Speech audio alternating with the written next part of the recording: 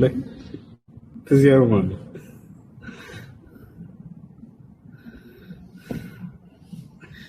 الشمالية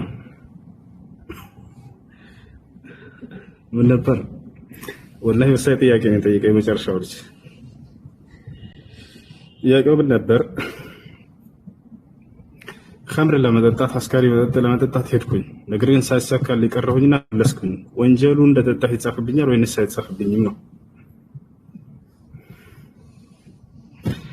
ترو بلن بدم በጀለቢያ ውስጥ አብዛኛው ሰዎች ነጭ ልብስ ይለብሳሉ። ጥቁር ልብስ አንዳንዴ ጥቁርና ቀይ መልበስ የተቀላቀለበት በጣም አሪፍ ነው። በተለይ ከታች ቡኒ ከሆነ እንደዚህ ያሰላ። ለማንኛውም ነብያችን ሰለላሁ ዐለይሂ ወሰለም ይሄን አስመልክተው ሐዲስ ላይ ምን አሉ? من هم بحسنة فلم يعملها كتب الله له حسنة كاملة ومن هم بحسنة فعملها كتب الله له 10 حسنات ومن هم بسيئة فعملها كتب الله عليه سيئة واحدة ومن هم واحدة ومن هم بسيئة فلم يعملها كتب الله له حسنة واحدة. هذا زيقان نبياتنا صلى الله عليه وسلم بزي حديث لي የመልካም ስራንና የመጥፎ ስራን ምንዳ የመልካም ስራን ሐሳብና የመጥፎ ስራን ሐሳብ ምንዳ እየተናገሩ ነው። አንድ ያዘላ አድርግና ትርጉሙን እመጣለን። አንድ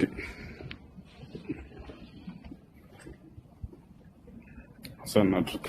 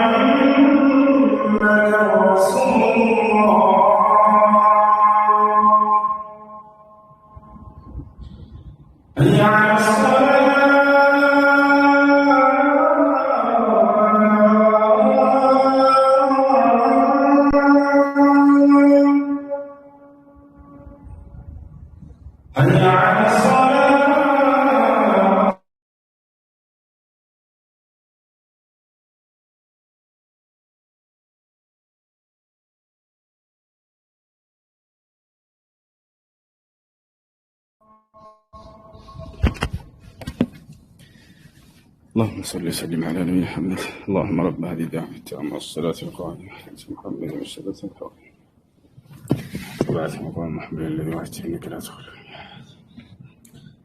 رضيت بالله ربا وبالإسلام دينا وبمحمد صلى الله عليه وسلم نبيا ورسولا. ماشي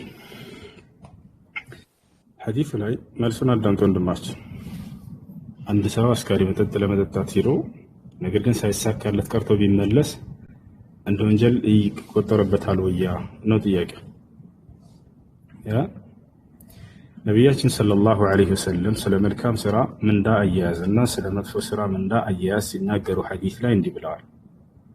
من هم بحسنة فلم يعملها كتب الله له حسنة كاملة ومن هم بحسنة فعملها كتب الله له 10 حسنات ومن هم بسيئة فلم يعملها كتب الله له حسنة كاملة ومن هم بسيئة فعملها كتب الله عليه سيئة واحدة. نبياتنا صلى الله عليه وسلم زي حديث لاي منالو አንድን መልካም ስራ ለመስራት አስቦ ሳይሳካለት የቀረሰው ምንዳው ሙሉ ተደርጎ ልክ እንደሰራ ተደርጎ ይጻፍለታል አሉ። ለምሳሌ እንደ አላህ ገንዘብ በሰጠኝ በዚህ አካባቢ ለሚገኙ ሙስሊሞች አንድ መስጂድ እሰራላቸዋለሁ ብሎ ሰውየው ነየተ፣ ጥሩ ሀሳብ አሰበ፣ አያችሁ። ነገር ግን አልተሳካለትም። ለዚህ ሰው በጥሩ በማሰቡ በጥሩ ንያ አላህ ሱብሓነሁ ወተዓላ እንደሰራው አድርጎ ምንዳውን ይጽፍለታል። ያ ማለት አንድ መስጂድ ሰርቷል ተብሎ ከአላህ ዘንድ ምንዳ ይያዝለታል። ወመን ሀመ ቢሐሰነትን ፈዐሚለሃ ከተበላሁ ለሁ 10 ሐሰናት አሉ ነብዩ ሰለላሁ ዐለይሂ ወሰለም። ያንን የነየተውን ደግሞ መልካም ስራ እሰራለሁ ብሎ አስቦ ከሰራውና ካደረገው 10 እጥፍ ምንዳ ተደርጎ ይጻፍለታል አሉ። ያ ማለት እንደ አላህ ገንዘብ በሰጠ ለዚህ አካባቢ ሰዎች መስጂድ እሰራላቸዋለሁ ብሎ ነይቶ ያንን በተግባር አዋለው ሰራው። ለዚህ ሰው 10 ጊዜ እንደሰራ ተደርጎ ከአላህ ዘንድ ምንዳ ይጻፍለታል። ስለዚህ 10 መስጂድ ሰርቷል ተብሎ ይጻፍለታል። በሌላ ሐዲስ ላይ እንደ እምነቱም ጥንካሬ እስከ 700 ድረስ የሚታጠፍላቸው ሰዎች አሉ ብለው ተናገሩ። ስለ መልካም ስራ ምንዳ አያያዝ ጨረስን። አሁን ደግሞ ስለ መጥፎ ስራ ነቢያችን ሰለላሁ ዐለይሂ ወሰለም ቀጥለው ምን አሉ? ወመን ሐመ ቢሰይአትን ፈለም ያዕመልሃ ከተበላሁ ለሁ ሐሰነተን ካሚላ አሉ። አንድም መጥፎ ስራ ለመስራት አስቡ ከዚያ ግን አላህን ፈርቶ ያንን መጥፎ ስራ ከመስራት ቢቆጠብና ቢተው ሙሉ ምንዳ ይጻፍለታል አሉ። አያ አስካሪ መጠጥ ለመጠጣት ሄደ። ሰውየው እየሄደ እያለ አላህን አስታወሰ፣ ፈራ። ኃጢአት ነው ለምን አላህን አምሳለሁኝ ብሎ አላህን ፈርቶ የሰውዬ ትቶ ቢመለስ ሙሉ ምንዳ ይጻፍለታል። እዚህ ላይ ግን ያንተ ጥያቄ ምንድነው? ሄዶ አልተሳካለትም። አላህን ፈርቶ አይደለም የተመለሰው። ወይ ዝግ ሆኖበት ሊሆን ይችላል፣ ወይ ገንዘቡን ተሰርቆ ሊሆን ይችላል። አይቷል። በዚህ ምክንያት ቢመለስስ ይሄም እንዳይጻፍለት፣ ነገር ግን ወንጀል ይጻፍበታል ወይ? እስካልሰራው ድረስ አላህ ሱብሓነሁ ወተዓላ በውስጣችን ያሰብነው መጥፎ እንደማይዝብን ቃል ገብቷል። يقول الله سبحانه وتعالى في آخر سورة البقرة لا يكلف الله نفسا إلا وسعها لها ما كسبت وعليها ما اكتسبت.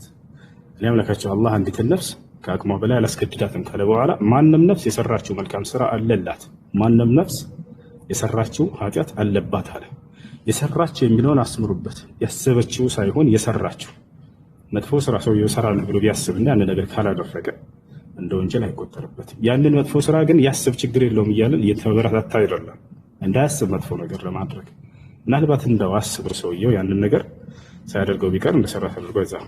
እሺ መጥፎ ስራ ነስ አስቦ አቅዶ ከሰራ እንደ ስንት ልክ እንደ መልካሙ ስራ 10 ጊዜ እንደተጣጠፈው 10 ኃጢአት ይታጠፍበታል ወይ? ላ አይታጠፍም። ነቢያችን ሰለላሁ ዐለይሂ ወሰለም ምን አሉ? ወመን ሀመ ቢሰይአትን ፈዐሚለሃ ከተበላሁ ዐለይሂ ሰይአትን ዋሂዳ።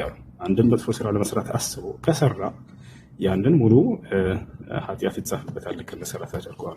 አንድ ኃጢአት ብቻ መልካም ስራ ቢሆን ግን እስከ 10 ወይም እስከ 700 የሚታጠፍላቸው አሉ ብሏል። ይህን የሚያረጋግጥልን የቁርአን አንቀጽ አለው? ያው አለ። አላህ ሱብሓነሁ ወተዓላ በሱረት አልአንዓም ላይ ምን ይላል?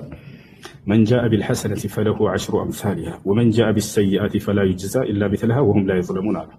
من جاء بالحسنة فله 10 أمثالها. عندي መልካም ስራ ይዞ የመጣ ሰው ሰርቶ ይዞ የመጣ ሰው ለእርሱ የእርሷን አምሳያ 10 እጥፍ አለው አለ። ومن جاء بالسيئة فلا يجزى إلا مثلها. አንዲትን ኃጢአት የሰራና ይዞ የመጣ እሷን የእርሷን አምሳያ እንጂ ሌላን አይመነዳም ማለት ወጣቻለ አይደለ? ስለዚህ ነው። እሺ ጥያቄ ነው የምትጠይቁ?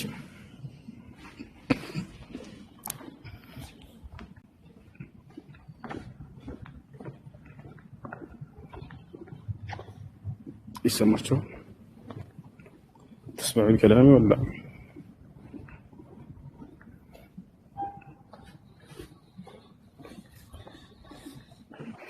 السلام عليكم ورحمة الله وبركاته أستاذ الصور. እሺ ኮሜንት ላይ በተደጋጋሚ እያየሁ ነው። ለሁላችሁም አንድ ጠቅልዬ ነው መልሰላችሁ። ክርስቲያን ልጆች ብታዳምጡና መጠየቅ ከፈለጋችሁ ብትጠይቁ ግን ኮሜንት ላይ በተደጋጋሚ ምን እያሉ ይጽፋሉ? እፎይ ይመጣልህ እያሉ ነው። ቀድሞችሁ ከእናንተ በፊት መጥቶ የሚከታተለው ትምህርት የነሱ ነው።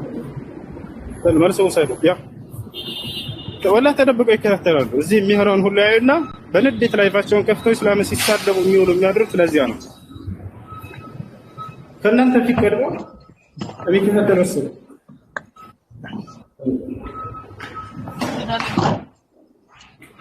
እሺ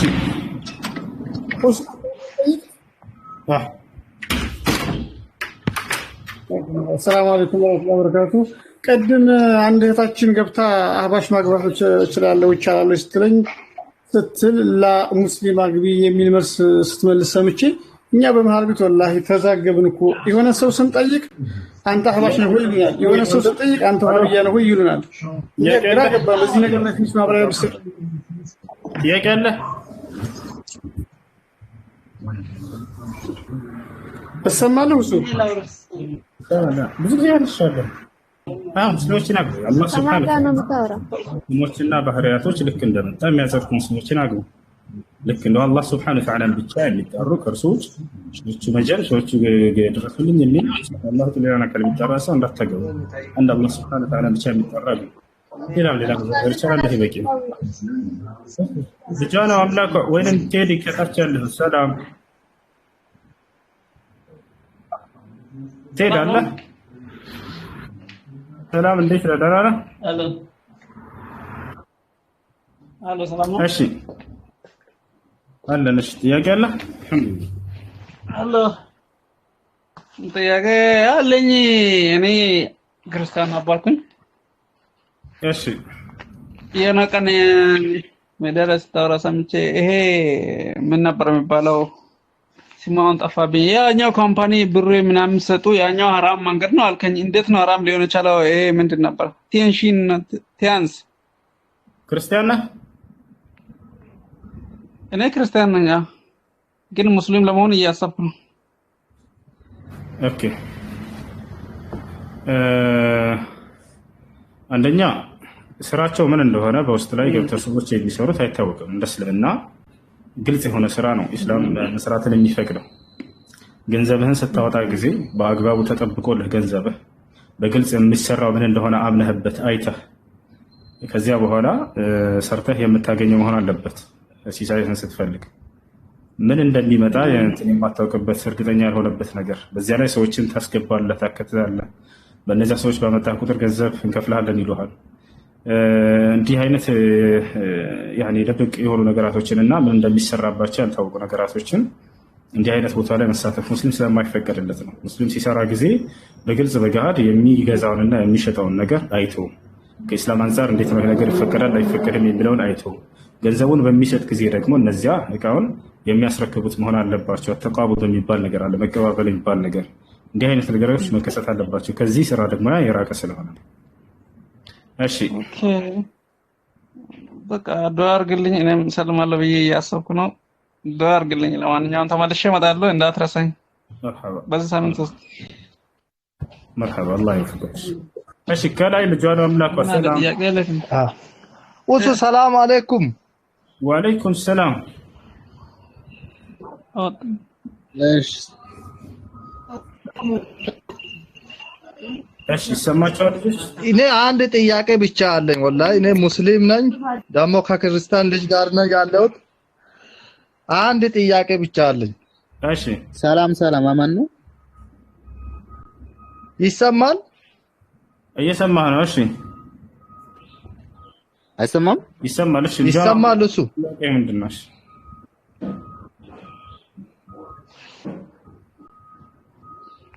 እኔ ልጨርስ። አንድ ጥያቄ ብቻ ነው። ያው ልጁ ክርስቲያን ነው የገባው፣ ግን እኔም ከሱ ጋር ነው ያለሁት። እስኪ ልጠይቅና አንዴ ኔትወርክ ስለማይሰራ ልጠይቅና ልውጣስ። እሺ አንዴ ከላይ ያለው ልጅ ኔትወርክ ስለማይሰራልኝ ለምሳሌ አሁን እስኪ አንዴ እንትን ልበልና ኢሻ ጥያቄ ነበር። በመጀመሪያው በሁለቱ ረካ ላይ ያው ፋቲሃ ቀርቼ ከዛ ሱራውን ጨምራለሁ። ከዛ በኋላ በሁለተኛ ረካ ላይ በሁለቱ በፋቲሃ ነው ወይስ ሌላ ሱራም ጨምሬ ነው የሚቀራው? በፋቲሃ ያላ ተጥሩ ልጃና አምላኮች ጥያቄ ምንድን ነው?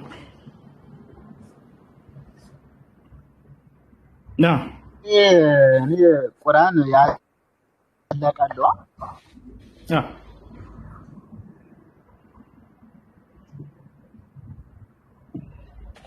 በል አይሰማም? ይሰማል።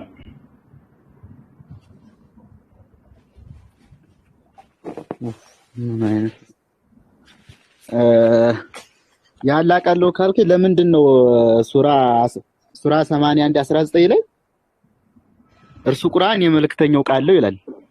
የክቡር መልእክተኛ ቃል ሱራ 81:19 ላይ እርሱ ቁርአን የክብር መልእክተኛ ቃል ነው የሚለው ለምንድን ነው? እሺ መልእክተኛ ማለት ምን ማለት ነው ታውቃለህ? ልጆ መልእክተኛ ማለት ምን ማለት ነው? መልእክተኛ ማለት የተላከ ማለት ነው። ጎበዝ። እሺ ጥሩ፣ የተላከ ማለት ነው። መልእክትን ከሆነ አካል ተቀብሎ ወደ ሆነ አካል የሚያደርስ ማለት ነው አይደለ? መልእክተኛ ማለት የተላከ። ከማን ነው የተላከው ይሄ መልእክተኛ? አዎ ይሄ መልእክተኛ ቁርአንን ከማን ነው የተላከው? አይ ማለት አሁን ቁርአን ከአላህ ነው የሚባለው፣ ግን አሁን እዚህ ደግሞ ስንል ቃሉ በቃ ያላህ ቃል ነው ይባል። ያላህ ቃል ነው እዚህ ጋር የነብዩን ቃል አልተቀላቀለበትም ይሉ አሉ። ያንተን እንጃ እንጂ አዳምጥ ብለዋል። የነብዩ መሐመድም የክቡር መልእክተኛ ቃል ይላል። መልእክተኛ ማለት ምን ማለት ነው? የተላከ ማለት ነው አልከኝ። ኦኬ ይሄ መልእክተኛ የተላከ ማለት ነው። ይሄ መልእክተኛ ተልኮ ነው እዚህ ቦታ ላይ ከማን ነው የተላከው የሚለውን ደግሞ ራሱ ቁርአን ይነግረናል። ገብቶሃል አይደል? ከአላህ ዘንድ ተልኮ የሚያደርስ ነው። ገብቶሃል? ምን ይላል በሱረቱ ሹዓራ ቁጥር 192 ላይ ወኢነሁ ለተንዚሉ ረቢል እዚህ የመልእክተኛ ቃል ነው ማለት ነው ቁርአን ማለት ነው አይደለም። መልእክተኛ አድራሽ ስለሆነ ነው ወደ እርሱ የተጠጋው። መልእክተኛ ነው። ገብቶሃል አይደል? መልእክተኛ ማለት መልእክትን የሚያደርስ ማለት ነው። ይሄን አንተም ቅድም ተናገርክ አይደለ? ስለዚህ አድራሽ ነው ይሄ መልእክተኛ ማለት ነው። ከማን ነው የሚያደርሰው የሚለው ነው ጥያቄው። ከማን ወስዶ ነው ታዲያ ለማን የሚያደርሰው ነው? መልእክተኛ ማለት መካከል ላይ ሆኖ ከሆነ አካል መልእክትን ተቀብሎ ወደ ሆነ አካል የሚያደርስ ማለት ነው። ከማን ነው ይሄ መልእክተኛ መልእክቱን ያመጣው ነው ጥያቄው። ይሄን ደግሞ ራሱ ሲነግረህ ቁርአን ምን ይላል? ወኢነሁ ለተንዚሉ ረቢል ዓለሚን ነዘለ ቢሂ ሩሑል አሚን ዐላ ቀልቢከ ሊተኩነ ሚነል ሙንዚሪን ይላል። ይህ ቁርአን ከዓለማቱ ጌታ ከአላህ የተወረደ ነው ካለ በኋላ ታማኙ መንፈስ መልአኩ ገብርኤል አወረደው ይላል። ይህ መልእክተኛው ከማን የወሰደው? ከዓለማቱ ጌታ ከአምላክ ዘንድ። ለማን አደረሰ? ለነቢዩ ሙሐመድ ሰለላሁ ዐለይሂ ወሰለም አደረሰ። ያ ነው አንደኛ ይሄ ነው። ሁለተኛ ነገር ልጇ እኔ ጋር ከሆንክ ሁለተኛ መልስ ምንድን ነው? እንደ ቁርአን አገላለጽ ቁርአን በአረበኛ ቋንቋ ነው የወረደው አይደለ? በአረበኛ ቋንቋ እንደመውረዱ ከላምና ቀውል የተለያዩ ናቸው። ከላም የሚለው የአረበኛ ቃል ለቃሉ ባለቤት ብቻ የሚውል የሆነ ቃል ነው። ቀውል የሚለው ግን ለቃሉ ባለቤት ብቻ ሳይሆን ለቃሉ አድራሽ ለሆኑ አካሎች የሚውል የሆነ ንግግር ነው። ገብቶሃል አይደለ? በሙሉ ቁርአን ላይ ከላም ካለ በኋላ አላህ የራሱን ስም ነው የሚያስቀምጠው። ገብቶሃል? ለምሳሌ ሱረቱ ተውባ ቁጥር 7 ላይ ወኢነ አሐዱ ሚነል ሙሽሪኪን እስተጃረከ ፈአጅርሁ ሐታ ይስማዕ ከላም አላህ።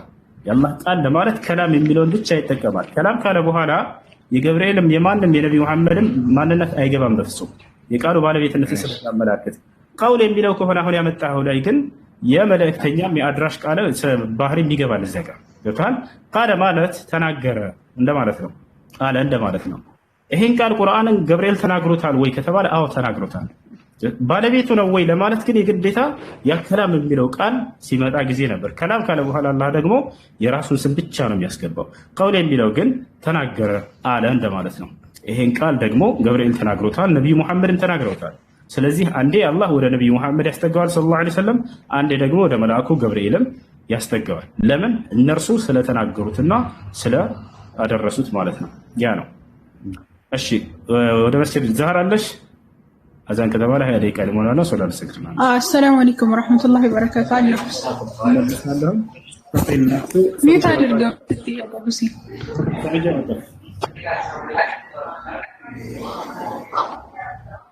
እሺ ልጇ ግልጽ ሆኖልሃል?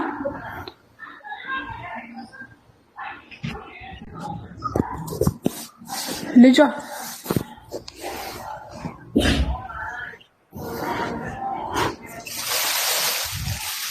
ልጇ አለ?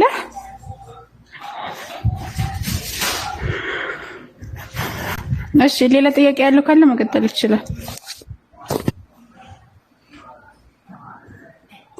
ብሩክ አለ ወገናችን?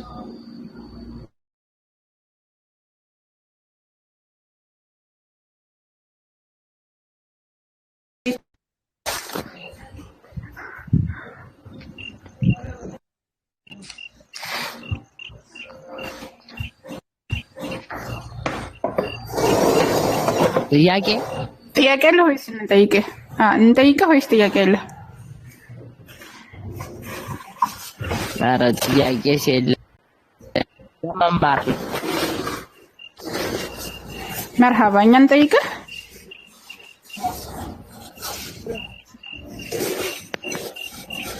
ኧረ እኔስ ጠልቅ እውቀት የለኝም። መርሃባ እሺ፣ ችግር የለም እኮ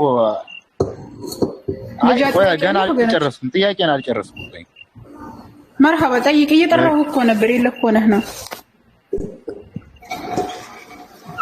እንግዲህ አሁን ሰምቻለሁ። ዞሮ ዞሮ የዚህ ጋር ሌላ ቦታ ገብቼ የእሱ ቃል የለበትም ምናምን ሲሉ ስለሰማሁ አዎ ቁርአን ሙሉ በሙሉ የአምላካችን አላህ Subhanahu Ta'ala ንግግር ነው። እነሱ አስተላላፊ ወደ እነሱ የተጠጋው አስተላላፊ ስለሆነ ነው። አስተላላፊ ስለሆኑ ነው። ነብዩ መሐመድ ሰለላሁ ዐለይሂ ወሰለም ሆኖ ጅብሪል አስተላላፊ ስለሆነ ነው ብሎ መለሰልክ። አልሰማኸው እንጂ ቁርአን ጥያቄ አለኝ ብዙም ስለማይሰማ ኔትወርኩ ነው እኮ ጥያቄ በጣም አለኝ። አሁን እንግዲህ ቅድም የነብዩ መሐመድም ቃል ቁርአን ላይ እንዳለ እሱ ተናግሯል። አሁን ያ ከሆነ አረቃ ጥያቄ አለኝ ደግሞ አቀላቅለው አልተነገረም እንደዛ። ሁሴን የቁርአን ላይ የነብዩ መሐመድ ሰለላሁ ዐለይሂ ወሰለም ንግግር አለበት። አሁን ጥያቄ ደግሞ ሱራ 34 ላይ የሚደርሰው ብሳሳትም የምሰሳተው አለ በራሴ ላይ ብቻ ነው። እየቆየ ነው የሚደርሰው። ለዛ ነው አማትሰማው። እሺ ሁሴን ያ እንትና ቁርአን የነብዩ መሐመድ ሰለላሁ ዐለይሂ ወሰለም ንግግር ነው ብሎ አልተናገረም፣ ወይም የጅብሪል ንግግር ነው አላለ። እሺ ይሄን እረም እነሱ አስተላላፊ ቀውል የሚለው ቁል እየተባሉ በሉ ተናገሩ ምናምን እየተባሉ የሚናገሩትና ኢላሂ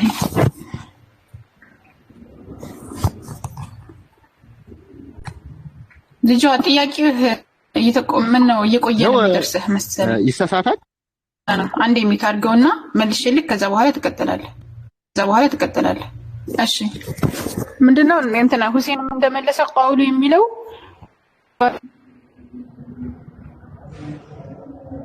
አዋዝ ሱራ 34 ላይ ብሳሳ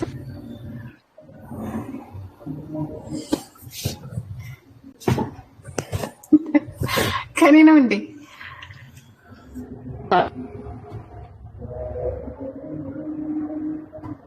እሺ ሌላ ሰው ይቀጥል። ኤቢ ጥያቄ አለ? ኤቢ አትም የምሰሳተው በራሴ ላይ ብቻ ነው ብመራም በጌታዬ ይላል። ኔትወርክህን አስተካክል። እሺ ኔትወርክህን አስተካክል። ከይቅርታ ጋር አንድ ሚታርጉ ማድረግ አልቻልኩም። ኔትወርክህን አስተካክለህና ኤቢ ጥያቄ አለ?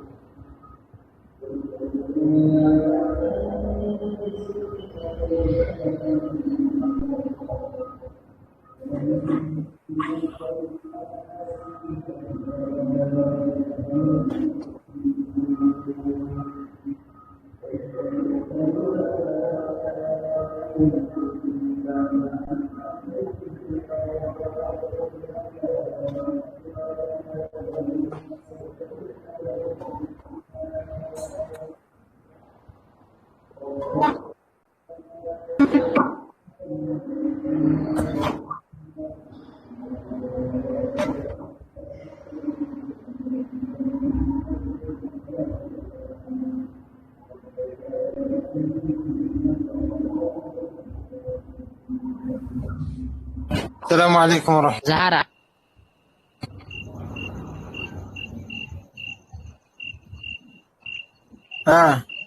طبق والله يخلنا له طبق يستلم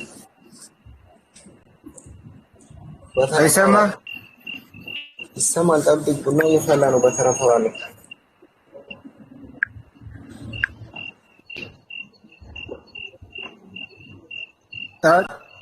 ጥያቄ የሚመልስልን ሰው አለ?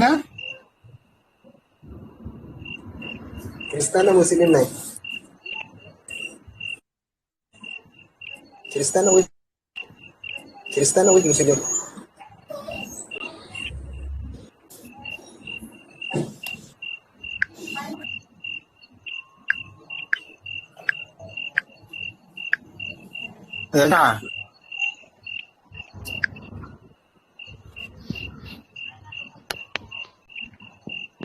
أنا أيام إسلام ቤተሰቦች ሁሱ ስለሚመለስ إسلام مسلم 1 ሚሊዮን አስገብተን እንጠብቀው። ታብታቡን 1 ሚሊዮን አስገብተን እንጠብቀው።